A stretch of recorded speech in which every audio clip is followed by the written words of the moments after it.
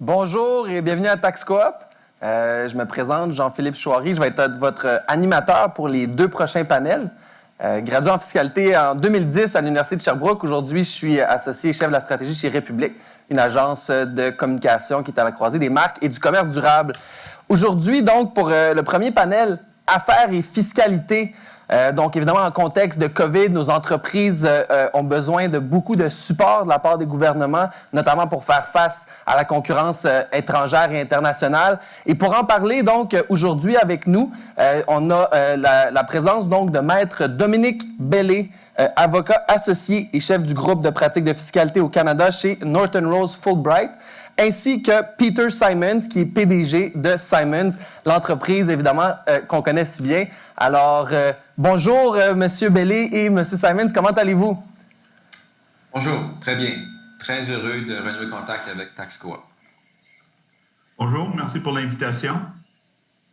Génial. Bien, merci beaucoup d'avoir accepté l'invitation. Sans plus tarder, donc, on a une courte allocution d'environ 5 minutes de part et d'autre. Alors, je commencerai peut-être avec vous, M. Simons. Évidemment, donc, la crise perdure et donc, les entreprises sont très touchées.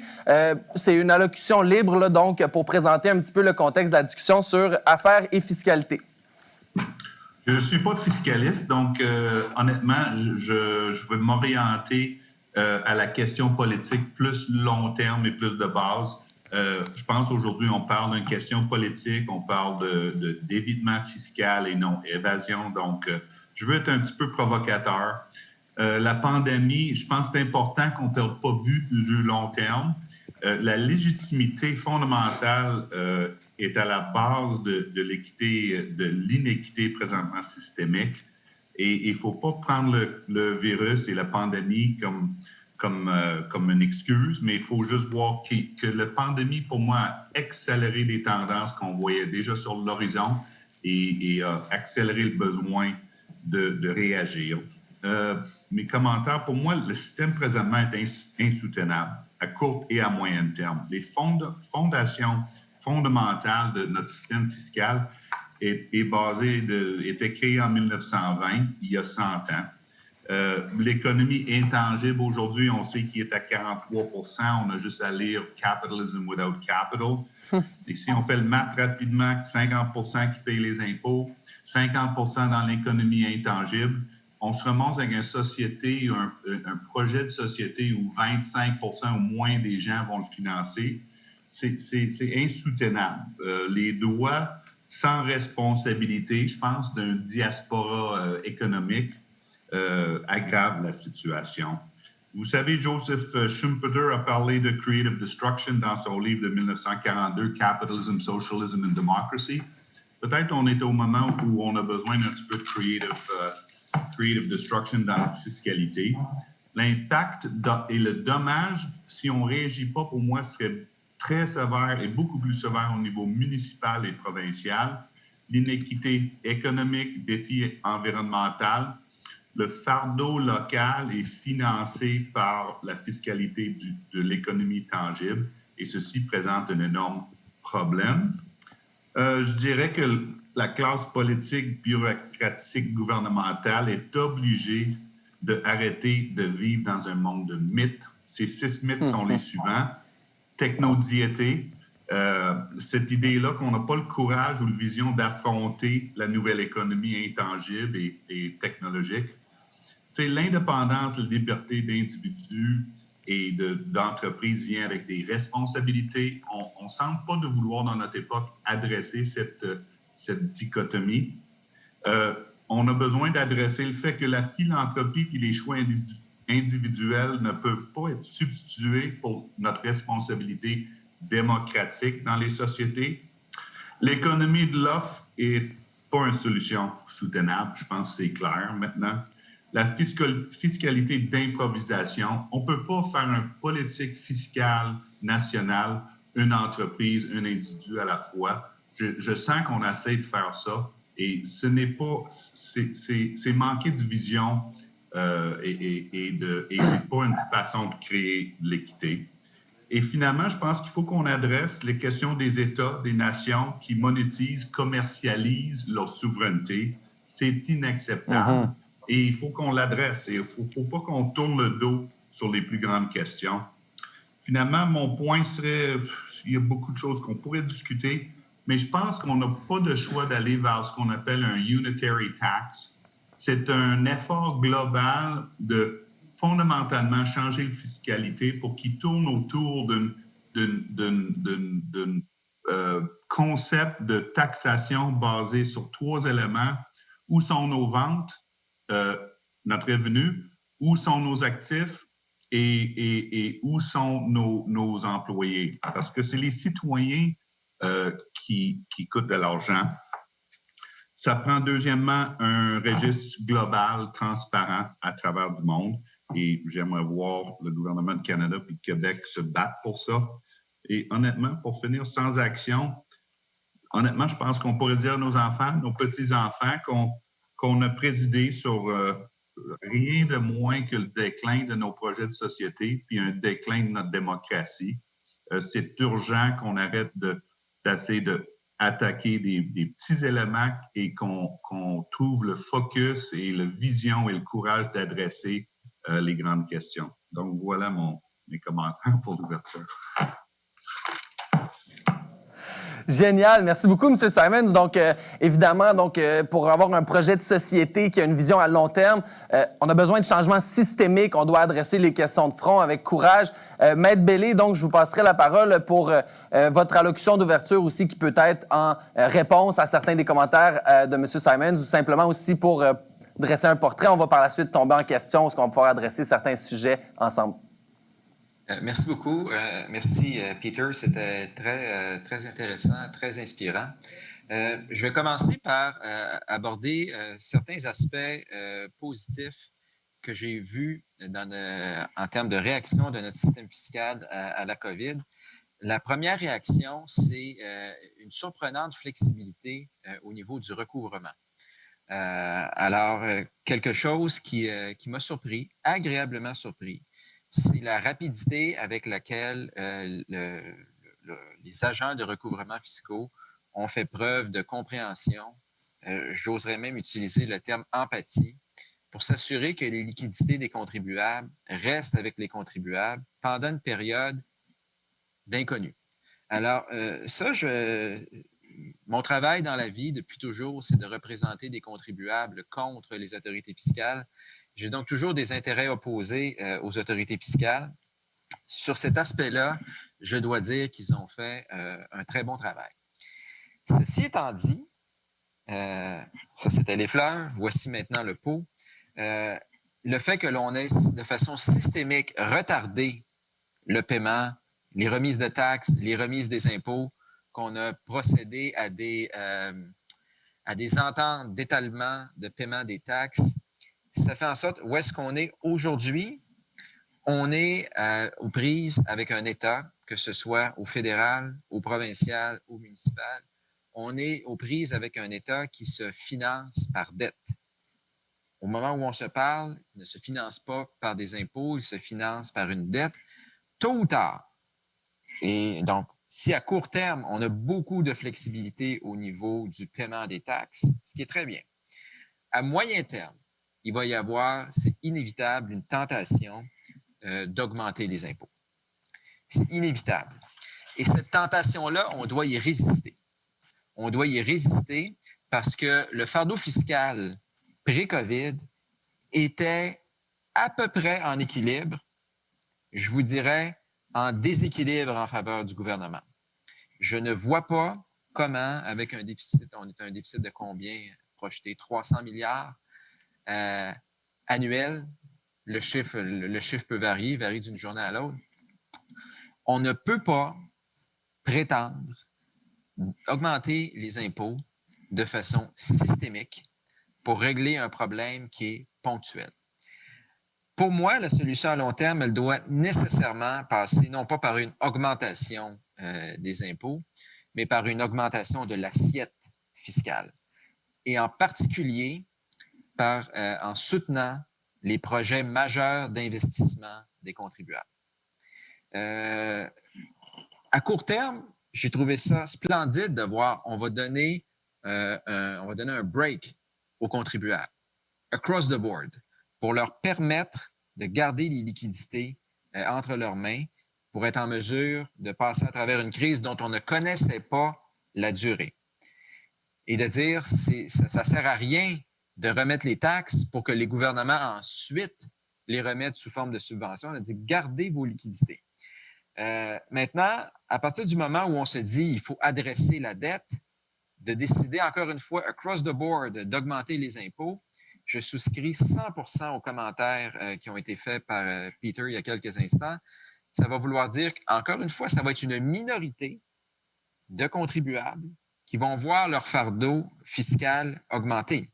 Alors, je ne sais pas si j'utilise le bon chiffre que vous avez mentionné tout à l'heure, 43% des contribuables qui ont effectivement un impôt à payer à chaque année. Donc, si on augmente les impôts across the board, ça veut dire qu'on demande aux mêmes 43% de payer plus et que les 50% qui n'en payaient pas ne contribuent pas davantage.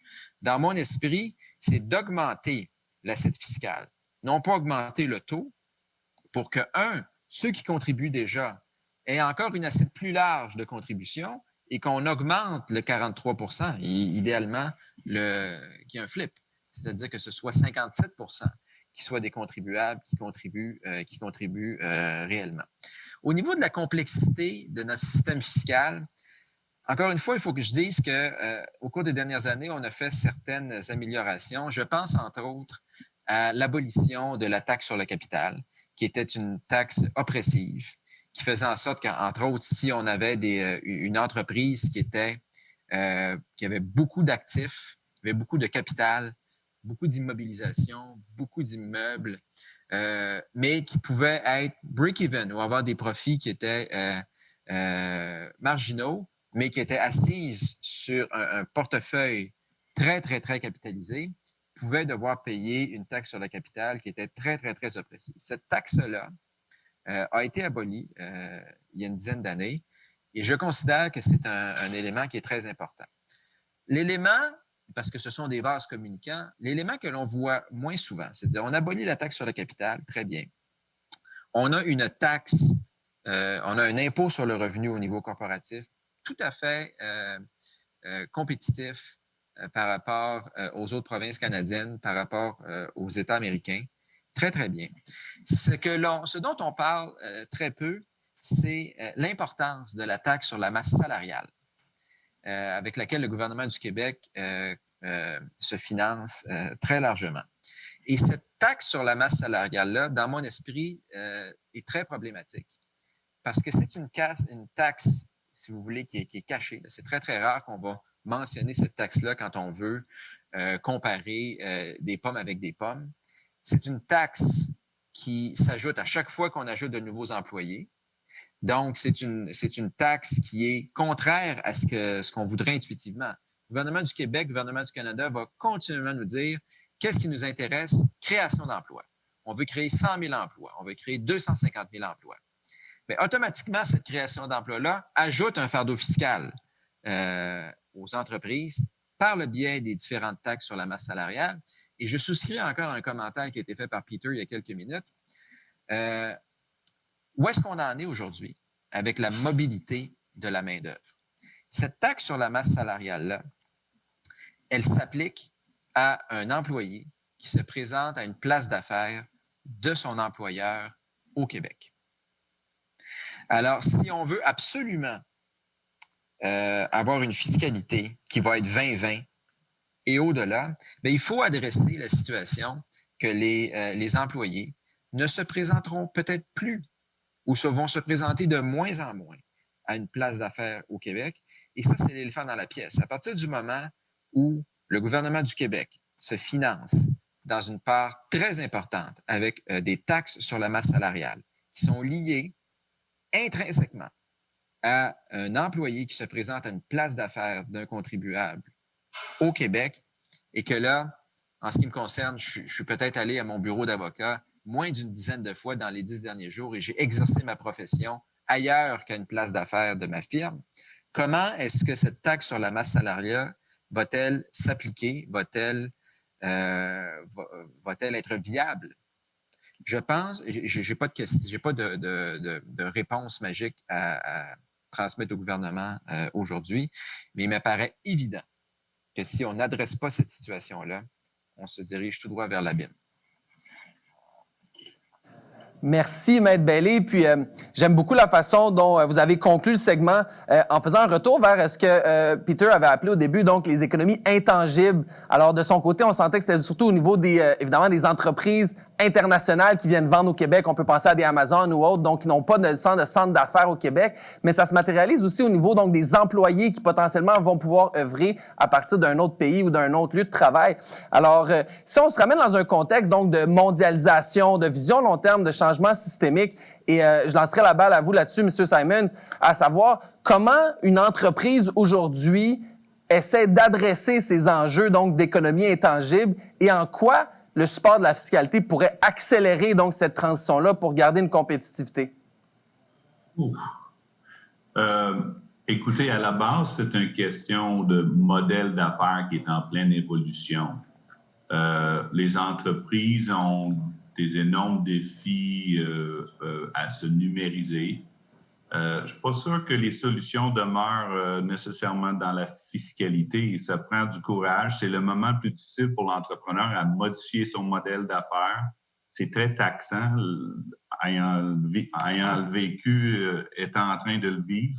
Et je pense que c'est plutôt de souligner l'importance de la numérisation puis la digitalisation de l'économie. Et probablement aussi d'assurer le niveau d'éducation comme projet de société. Et ça me ramène encore à la fiscalité, appelons ça la macro-fiscalité. On peut se mettre dans la swamp, dans le fond, mais il ne faut pas perdre de vue qu'à la base, un des projets les plus importants de la société, c'est l'éducation. Puis probablement pour accélérer et permettre à la numérisation, l'éducation est fondamentale. Il faut qu'on soit capable de le financer. Si c'est par taxe salariale, il faut réaliser que si les gens ne travaillent pas ici, ils ne travaillent non plus dans un édifice qui a une taxe foncière de ceux qui financent les villes. Donc, je reviens toujours à la question avant moi, c'est de créer une société qui a des projets concrets et constructifs et qui est capable de financer cette vision-là pour s'assurer que la qualité de vie de tous ces citoyens et les compétences de tous ces citoyens sont capables de transitionner vers la nouvelle économie. Elie, en réponse à ce commentaire, donc, les entreprises sont en transformation, ils doivent transitionner vers des nouveaux modèles d'affaires. On pourra revenir par la suite à comment on peut financer ça, mais aujourd'hui, donc, c'est quoi les mécanismes que le gouvernement pourrait utiliser pour aider ces entreprises-là? Donc, on voit évidemment beaucoup de subventions présentement qui sont là pour supporter un peu la période de crise, mais lorsqu'on se voit en mode transition future, qu'est-ce que le gouvernement pourrait faire ou mettre en place pour aider les entreprises à accélérer leur transition numérique, à accélérer la formation de leur main-d'œuvre dans un contexte donc de transformation vers le numérique? Je vais vous dire tout de suite que j'ai un problème conceptuel avec subvention, aide directe avec discrétion au niveau du transfert des enveloppes financières. Pourquoi? Parce que j'ai l'impression que on part, c'est comme si on imposait une solution aux contribuables. On a une enveloppe là, de 1 milliard de dollars et on va tenter de la ventiler. Et je n'entrerai pas dans des exercices de ventilation politique, même si je suis conscient que ça existe. Moi, je verrais plutôt le problème à l'inverse, c'est-à-dire les créateurs d'emplois, c'est nécessairement le secteur privé. Et si j'avais à choisir entre subvention et crédit d'impôt, j'opterais sans hésitation pour le crédit d'impôt. En particulier, il y a un crédit d'impôt qui existe présentement, qui, d'après moi, devrait être valorisé, devrait être mis de l'avant, devrait être bonifié, devrait être publicisé, et c'est le crédit d'impôt pour projet majeur d'investissement. Projet majeur d'investissement, on parle, là, le ballpark, là, c'est 100 millions et plus. Puis je vais vous raconter une anecdote.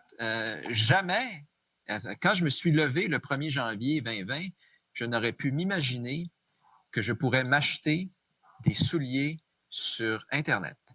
Pourquoi? Parce que je me suis dit, je vais être capable d'acheter plein de choses sur Internet, mais il y a des choses que jamais je ne serais en mesure de m'acheter sur Internet. Le soulier, c'est quelque chose, j'ai absolument besoin d'avoir l'objet dans mes mains. À un moment donné, ça s'est imposé. La pandémie l'a imposé. J'ai pris un risque. J'ai acheté des souliers sur Internet. J'ai acheté un modèle, une taille qui semblait me faire. Et depuis ce moment-là, j'ai répété l'expérience. Souliers, c'est un exemple. Il y a plein de choses qu'on pensait jamais être capable de faire par le biais du commerce électronique qui se sont imposées. On s'est adapté et on le fait. Il y a une chose qui n'a jamais changé. C'est l'existence de l'entrepôt. Je n'avais plus accès au magasin, je n'avais plus accès au commerce de détail, mais l'entrepôt existe toujours. Il y a peut-être moins de personnes, en tout cas pendant une période, il y avait moins de personnes moins d'employés qui me rendaient un service directement, face à face. Mais ces personnes-là, je le souhaite, puis peut-être que Peter pourra le commenter parce qu'il y a une expérience directe là-dessus. J'ose croire qu'il y a peut-être eu un transfert dans l'entrepôt.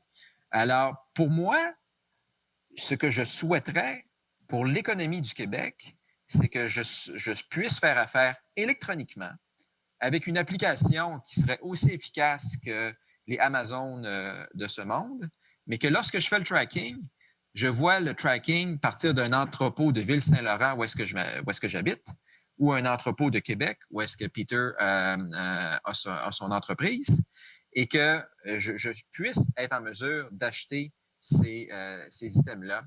Et je ne parle même pas de l'efficacité au niveau de la livraison, je ne parle même pas de l'aspect environnemental, de faire un transit de Québec à Ville-Saint-Laurent ou de Ville-Saint-Laurent à Ville-Saint-Laurent plutôt que de le faire partir de l'autre côté de la planète.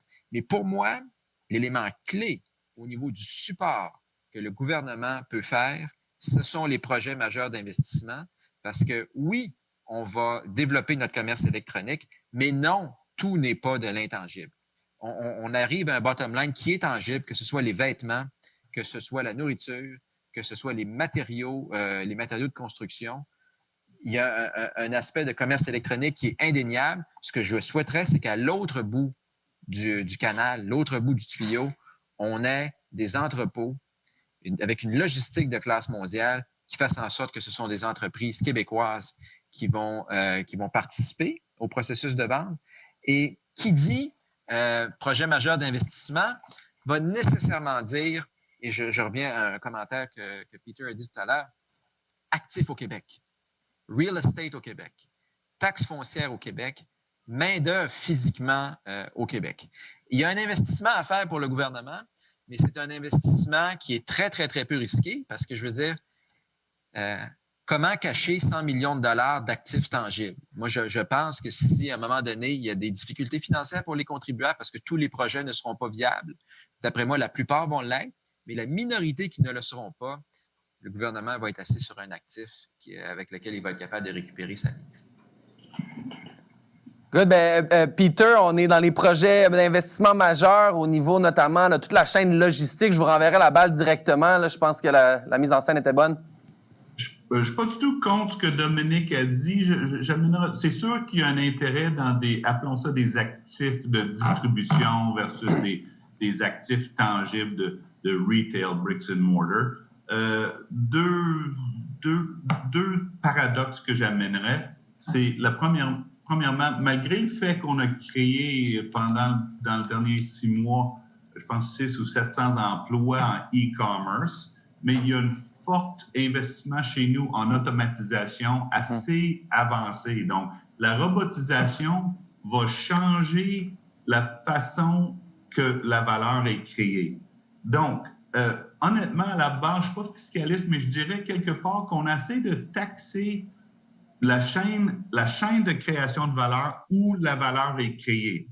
Le problème, ce que j'ai avec ce que Dominique dit, c'est plutôt, peut-être on vit encore, sans le savoir, dans l'économie tangible, même en percevant, en pensant comment on peut réagir. Et par ceci, je veux dire, le paradoxe, c'est que de plus en plus, une entreprise, c'est pas nettement tangible ou intangible. Chez nous, oui, j'ai du robotisation, j'ai un actif de distribution dans lequel on a investi, mais ce qu'on a la difficulté, peut-être, c'est que de plus en plus, la valeur est créée à travers des données et des compétences intangibles de l'Internet.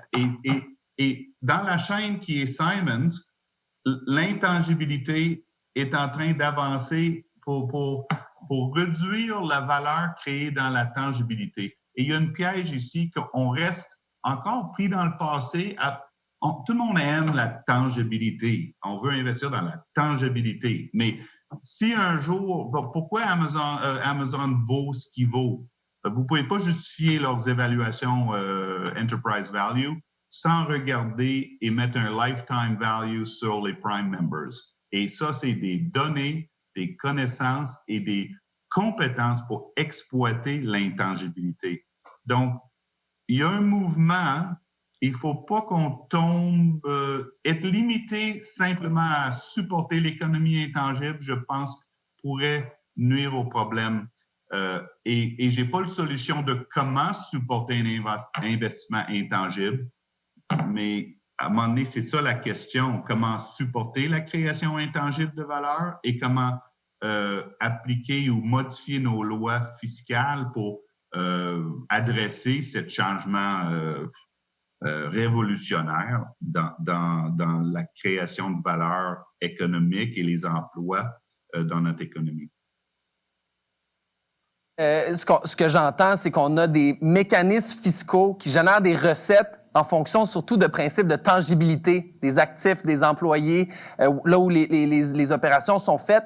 Mais de l'autre côté, on a des entreprises qui de plus en plus migrent vers des modèles intangibles et ils pourraient peut-être même être financés pour le faire via des crédits d'impôt. Donc, possiblement, puis là-dessus, Maître Bellé, comment les recettes fiscales vont pouvoir s'adapter ici pour savoir, donc, est-ce qu'il y a des nouveaux mécanismes qui pourraient venir en place pour s'assurer, donc, qu'une entreprise qui évolue, qui contribue dans sa transition, comme en parle M. Simons au niveau de générer plus d'intangibles, plus de valeur long terme, mais potentiellement, donc, qui pourrait être un moins bon contribuable pour la société en termes des mécanismes actuels?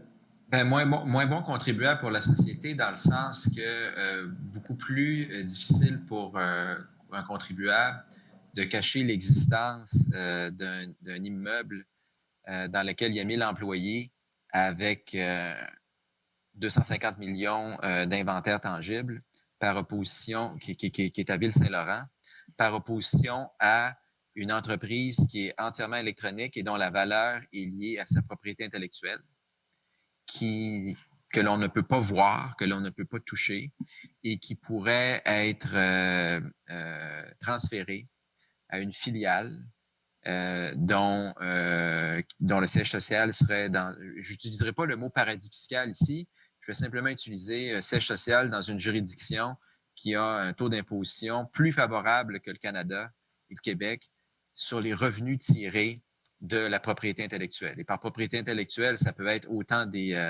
ça peut être des logiciels, ça peut être des pièces de musique, ça peut être n'importe quoi qui est intangible. Alors, c'est clair qu'on a un problème là, et c'est un problème qui s'appelle le prix de transfert. Et je crois que la conférence qui était devant nous adressait en partie cette question-là. Est-ce que le Canada, faisant cavalier seul, est en mesure de régler le problème de prix de transfert? La réponse, c'est non. La réponse, c'est non, parce qu'au mieux, le Canada pourrait se dire, je vais taxer l'ensemble de vos revenus sur une base mondiale et je suis indifférent à votre sort si vous payez également un impôt dans une autre juridiction. Il va être en contradiction de ces conventions internationales empêchant la double imposition. 2, s'il décide de maintenir le cap, on va se retrouver avec un contribuable canadien qui n'aura probablement pas ni l'intérêt ni les ressources pour continuer. Alors, oui, je crois que ça va prendre un effort multilatéral. Je ne vois pas comment on est capable de régler ce problème-là. Mais cet effort multilatéral-là, il ne passe pas simplement par un partage de l'assiette fiscale. Il va devoir passer par une synchronisation des administrations fiscales. Parce que si, par exemple, le Canada a une priorité, que la France a une autre priorité, que les États-Unis ont une autre priorité, on ne peut pas travailler intelligemment. Et évidemment, là, mon jupon dépasse, moi je représente des contribuables, on ne peut pas représenter intelligemment des contribuables s'ils sont aux prises avec des priorités tous azimuts. Puis, Effectivement, puis je pense pas malheureusement qu'on va être capable de solutionner cet enjeu-là dans notre discussion. Mais quand on parle de transparence, évidemment, de traçabilité, là, donc lorsqu'on vient dans l'intangible, évidemment que c'est beaucoup plus difficile.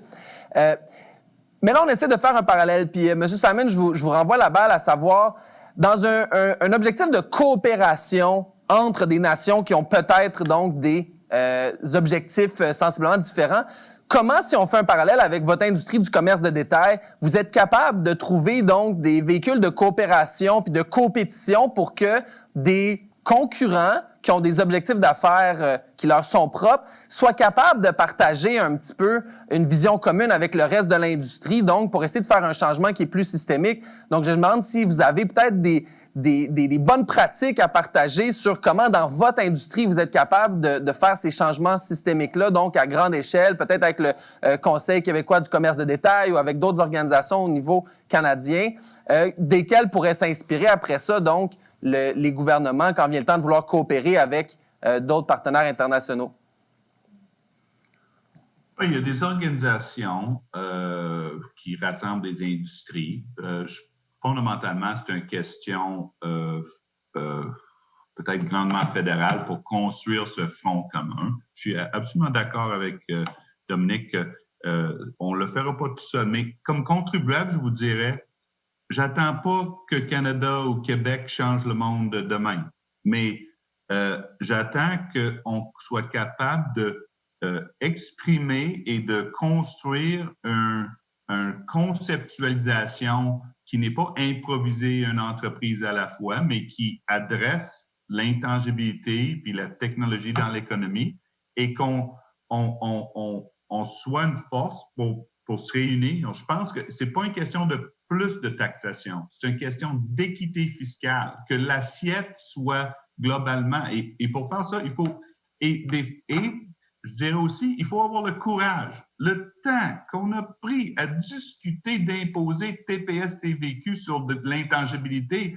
Mon Dieu, quelle affaire! C'est épouvantable. Finalement, on l'a demandé et tout le monde a dit OK. Ben, tu sais, à un moment donné, il faut avoir le courage de changer. It's the good fight, like John Lewis said. You gotta fight the good fight. Et à la fin, moi, je serais plus là, Dominique ne serait plus là, mais nos petits-enfants, chaque génération a ses aveuglements, ses mythes. Et je crois que mes petits-enfants vont regarder Dominique et moi et vont dire, ils étaient gentils, grand-papa était gentil, mais bon Dieu, qui était con quand ça vient à la fiscalité. Je ne sais pas comment il n'avait pas vu clair, mais il était gentil et il y avait toujours des bonbons chez lui pour me donner. Donc, il faut qu'on ait le courage. Oui, il faut qu'on se rassemble. Il ne faut pas qu'on attend que l'objectif soit changer ça demain, mais militer. L'Australie, l'Allemagne, la discussion est en marche et on ne participe même pas parce qu'on vit dans un mythe, dans le techno-diété. Le techno-diété, c'est comme techno, c'est Dieu. Et on a peur de même engager.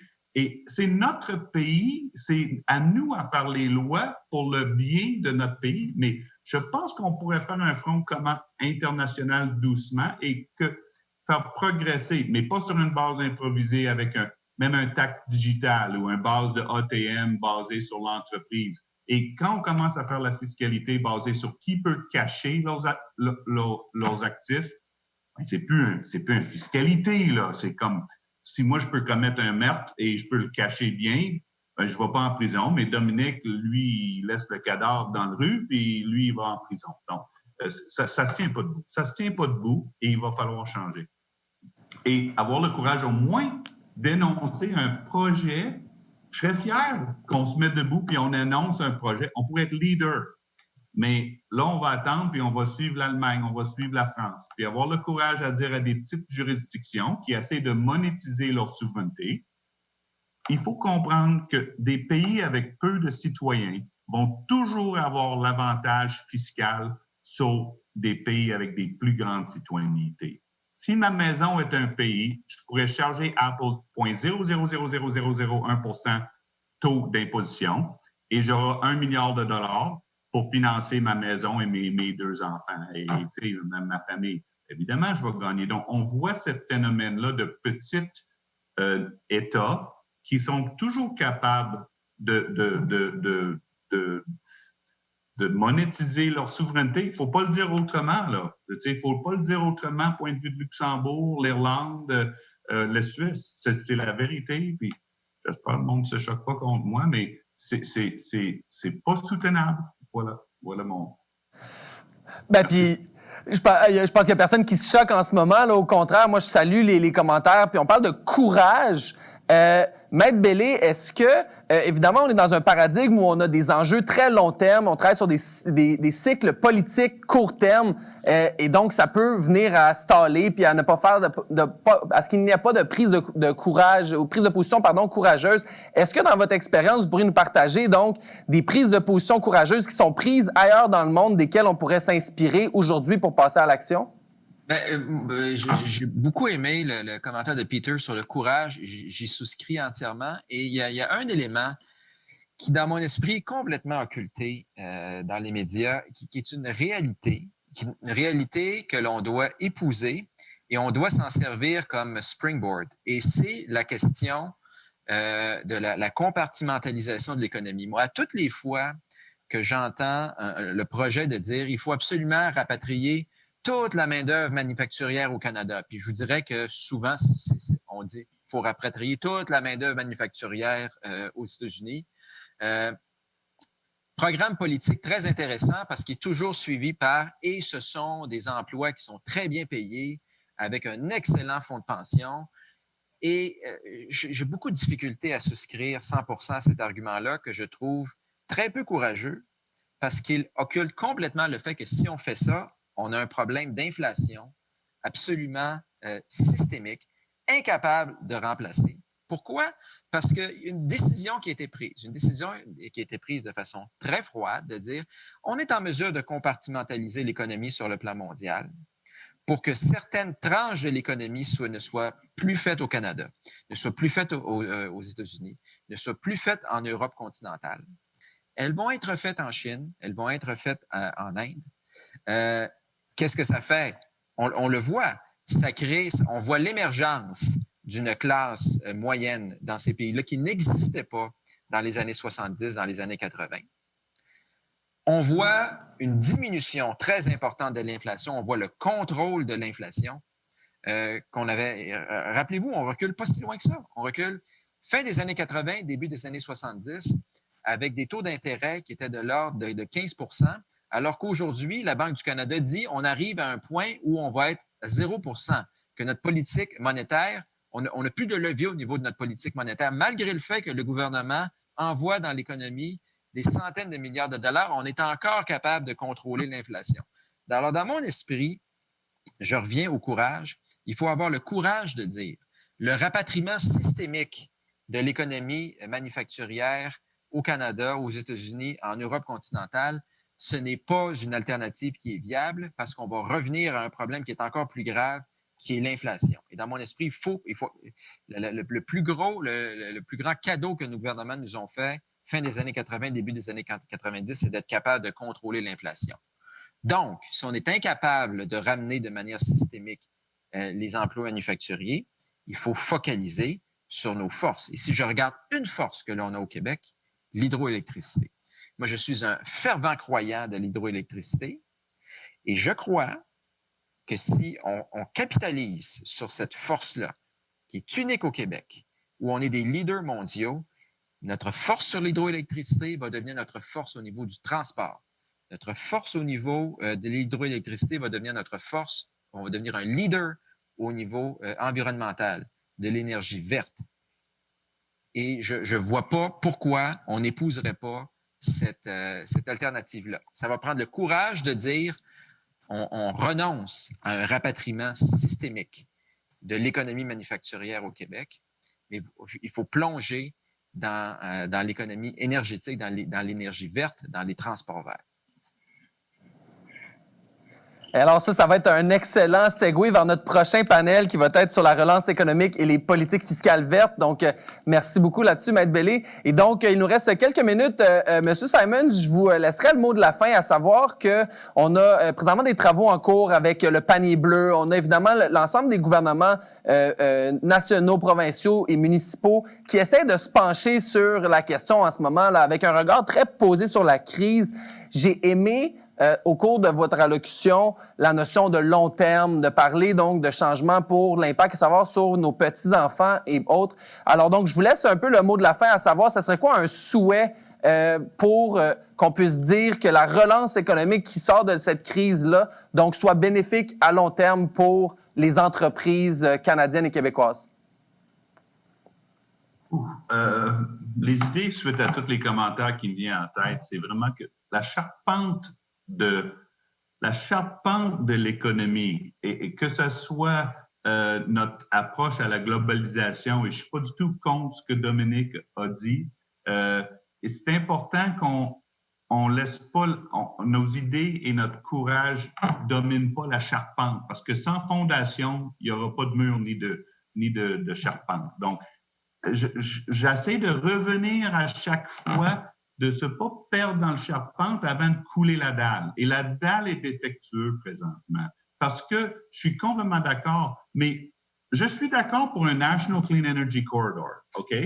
Direct DC Transmission Coast to Coast. Il y a 200 ans, on a construit un chemin de fer de l'Atlantique au Pacifique.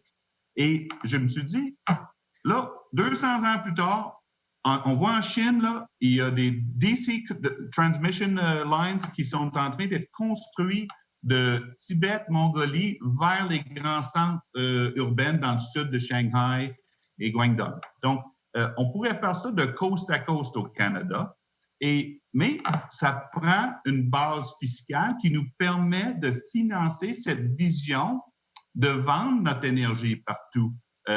D'un côté à l'autre. Ça nous permettra d'investir massivement dans le sud d'Alberta, dans des énergies propres, vent, éolien. C'est la meilleure place en Amérique du Nord pour éolien, et de le ramener dans les deux sens. Mais tant que la dalle de la fiscalité n'est pas là, mais tout le monde veut faire affaire au Canada. Tout le monde veut venir ici. On a de la chance. J'ai voyagé partout au monde. J'étais en Chine en 79.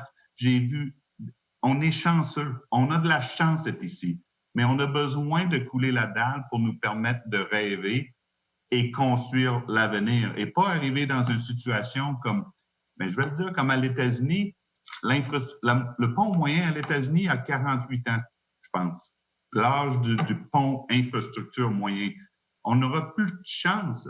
On peut pas se baser ailleurs, mais gratuitement rouler nos camions sur les routes. Et il faut qu'on participe. C'est une question de responsabilité qui vient avec cette gratitude d'être ici. Et je reviens, quand on monte trop quand on est trop dans les racines, on perd de vue qu'on construit sur du sable.